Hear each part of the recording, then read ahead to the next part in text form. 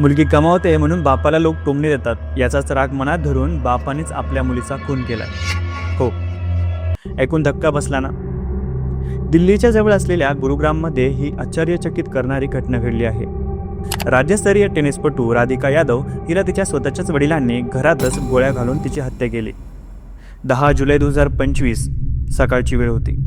राधिका यादव आपल्या गुरुग्राममधील सुशांत लोप भागातील घरामध्ये किचनमध्ये स्वयंपाक करत होती. ती खुश होती. स्वतःच्याच अकॅडमीत मुलांना घडवत होती. त्यांच्यात नवीन खेळाडू तयार करत होती. तिचं एक स्वप्न होतं, देशाचं नाव उज्ज्वल करण्याचं.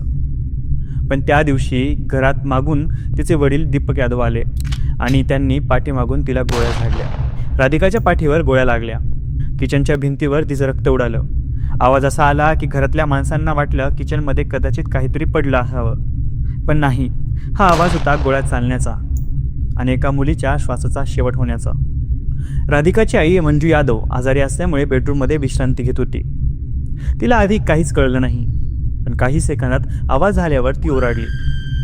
राधिकाचे काका आणि चुलत भाऊ धावत आले, पण बघितलं तर राधिका रक्ताच्या थारोळ्यात पडली होती.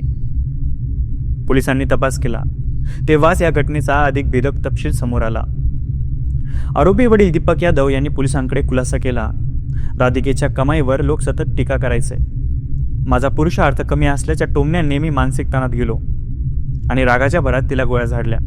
फक्त एवढ्याच कारणामुळे एका हुशार राज्यस्तरीय टेनिसपटूला तिच्या वडिलांनी गोळ्या झाडून संपवलं.